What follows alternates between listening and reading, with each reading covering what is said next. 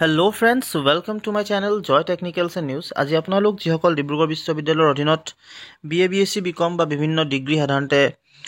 complete কৰি কিনে আৰু সেইসকল যিসকলে কনভোকেশনত এপ্লাই কৰিছিল তেওঁলোকে অৰিজিনাল সাৰ্টিফিকেটখনৰ কাৰণে যিসকলে এপ্লাই কৰিছিল তেওঁলোকে আসলতে বহুতে মোক কমেন্টত সুধিছিল যে কনভোকেশন কেতিয়া হ'ব আৰু সাৰ্টিফিকেট বিলাক তেওঁলোকে কেতিয়াকৈ পাব হেতু বিষয়ে আপোনালোকে সুধিছিল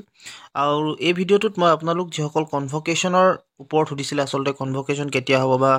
কনভোকেশনৰ ডেট কেতিয়া বা আপোনালোকৰ সাৰ্টিফিকেট বিলাক কেতিয়াকৈ পাব সেইখিনি আপোনালোকে যিসকলে সুধিছিল তাত আপোনালোকক মই জনাম আৰু যেহেতু ডিব্ৰুগড় বিশ্ববিদ্যালয়ৰ ফালৰ পৰা ইতিমধ্যে নটিচ ওলাইছে কেতিয়াকৈ আপোনালোকৰ কনভোকেশন পাতিব বা কেতিয়াকৈ আপোনালোকৰ কনভোকেশন হ'ব সো হেতু কাৰণে আপোনালোকক মই এইখিনি সকলো বিশেষ এই ভিডিওটিত আপোনালোকে জানিবলৈ পাব সো আপোনালোকে ভিডিওটো হেকলৈকে চাব আৰু যদি আপোনালোক মোৰ চেনেলটোত নতুনকৈ আহিছে তেতিয়াহলে প্লিজ সাবস্ক্ৰাইব কৰি কাষত থকা যেটো বেল আইকন হেতু প্ৰেছ কৰি ৰাখিব সো আপোনালোকৰ কাৰণে জনাও যে ডিব্ৰুগড় বিশ্ববিদ্যালয়ৰ ফালৰ পৰা যেটো কনভোকেশনৰ ওপৰত সাধাৰণতে এটা আপডেট আহিছে হেতু আপোনালোকক জনাও যে কেতিয়া আপোনালোকৰ কনভোকেশন হ'ব মই আপোনালোকক দেখাই দিম ডাইৰেক্টলি সো দেখাই কিনে আপোনালোকক ডাইৰেক্টলি মই গুটেখিনি কথা জনাম সো প্ৰথমতে আপোনালোকক নটিচখন দেখুৱাই লৈছো তাৰ পিছত বাকিখিনি কথা আপোনালোকৰ লগত আলোচনা সো এই নটিচখনত যদি আপোনালোকে চাই ইয়াত 22 কনভোকেশন আৰু ইয়াত কাউন্টাৰ্স বিলাকৰ ডিস্ট্ৰিবিউশনৰ ওপৰত আছে আসলতে আমাক কাউন্টাৰ্স বিলাকৰ কথা নাই আমাক কেতিয়া হ'ব হেতু লাগে সো ইয়াত যদি আপোনালোকে চাই in the greater interest of 22nd convocation of Dibrugarh university schedule to be held on 9th March 2024 Saturday অৰ্থাৎ 9 মাৰ্চ 2024 শনিবাৰে সাধাৰণতে আপোনালোকৰ যি কনভোকেশন হে কনভোকেশন অনুষ্ঠিত হ'ব আৰু এই কনভোকেশনত যেহেতু অনুষ্ঠিত হ'ব আৰু তাত আপোনালোকৰ যিসকলে মাষ্টাৰ্স কৰিছিল যিসকলে সাধাৰণতে PhD কৰিছিল বা যিসকলে MPhil কৰিছিল সেই সকলৰ সাৰ্টিফিকেটখনে আসলতে কনভোকেশনত দিয়াৰ কথা ইতিমধ্যে ঘোষণা কৰিছিল ইতিমধ্যে কোৱা হৈছিল যেতিয়া আপোনালোকে এপ্লাই কৰিছিল আৰু যিসকল সাধাৰণতে BA BSc BCom বা ডিগ্ৰী ডিপ্লোমা যিসকলে লৈছিলে তেওঁলোকৰ যিখন সাৰ্টিফিকেট সেই সাৰ্টিফিকেটখন আপোনালোকক কোড দিব তাৰ বিষয়ে আসলতে ডিব্ৰুগড় বিশ্ববিদ্যালয়ৰ ফালৰ পৰা এটা নটিফিকেশন হিচাপে তেওঁলোকে আসলতে উলিয়াব তাত আপোনালোকক জনাই দিব যে আপোনালোকৰ সাৰ্টিফিকেটখন আসলতে কোড দিব কিন্তু যোৱাবাৰ যেতিয়া কনভোকেশনৰ কথা আহিছিল কনভোকেশনৰ ক্ষেত্ৰত যিসকল ডিগ্ৰী কৰা বা যিসকল BA BSc BCom কৰা বা যিসকল বিভিন্ন ডিপ্লোমা ডিগ্ৰী কৰা আছিল সেই সকলৰ সাৰ্টিফিকেটখন আসলতে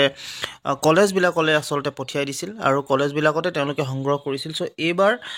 যদি যেনেকৈ আকৰবাৰ কৰিছিল যোৱাবাৰ যেনেকুৱা ধৰণৰ নিয়ম আছিল বা যেনেকৈ তেওঁলোকে আসলে ডিস্ট্ৰিবিউট কৰিছিল ঠিক তেনেকৈ যদি আপোনালোকৰ ডিস্ট্ৰিবিউট কৰে তেতিয়া হলে আসলতে আপোনালোকৰ সাৰ্টিফিকেটখন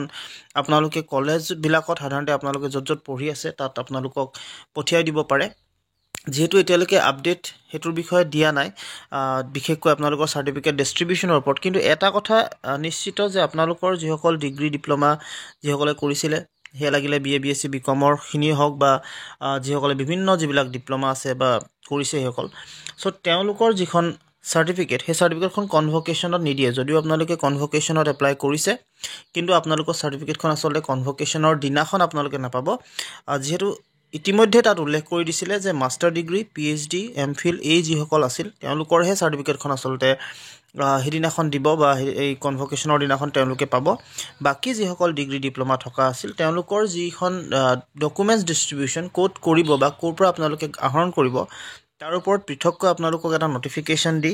আপোনালোকক সংগ্ৰহ কৰিবৰ যিটো ঠাই সেই ঠাইডোখৰ বিষয়ে তেওঁলোকে অৱগত কৰিব পিছৰ অৱস্থাত যোৱাবাৰৰ কথা আপোনালোকক যদি কওঁ মই আপোনালোকক কৈছো ইতিমধ্যে যে কলেজ বিলাকত দিছিল সো আপোনালোকে এটো শিওৰ এটো আসলতে আপোনালোকে ভাবিলক যে আপোনালোকৰ যিখন সাৰ্টিফিকেট সেই সাৰ্টিফিকেটখন আপোনালোকৰ যিখন মহাবিদ্যালয়ত আপোনালোকে পঢ়ি আছে বা যিখন কলেজত আপোনালোকে পঢ়িছিলে সেই কলেজ বিলাকতে অহাৰ সম্ভাৱনা থাকে বা আছে সো তাত আপোনালোকৰ আহিব পাৰে সো আপোনালোকক যদি কিবা ডিটেইলছ আৰু আহে যদি আপডেট কিবা আসলে তেওঁলোকে দিয়ে যেনেকৈ আপোনালোকে ইয়াত সকলোকে প্ৰথমতে গম পায় আপোনালোকে আকৌ গম পাব আৰু মোৰ চেনেলটো আপোনালোকে সাবস্ক্ৰাইব কৰি ৰাখক যাতে আপোনালোকে এইটোৰ ওপৰত কিবা যদি আপডেট পায় নিশ্চয় আপোনালোকে এই চেনেলৰ থ্ৰুৱেদি আপোনালোকে গম পাই যাব আৰু বাকি যিখিনি কথা আছে সাৰ্টিফিকেটখনৰ ক্ষেত্ৰত কিবা আপডেট যদি তেওঁলোকে দিয়ে মই আপোনালোকক অনতি পলমে আসলতে জনাই দিম যেহেতু আপোনালোকক সকলোকে প্ৰথমতে ইনফৰমেশন মই দিমেই সো আপোনালোকে এইখিনি পাই যাব আশা কৰিছো ভিডিওটো আপোনালোকে ভাল পাইছে আপোনালোকৰ সকলো কথা যিখিনি কথা মই কলো সেইখিনি বুজি পাইছে সো এইখিনি কথা জনাই আজি আপোনালোকৰ এই ভিডিওটোৰ পৰা মই বিদায় মাগিম গতিকে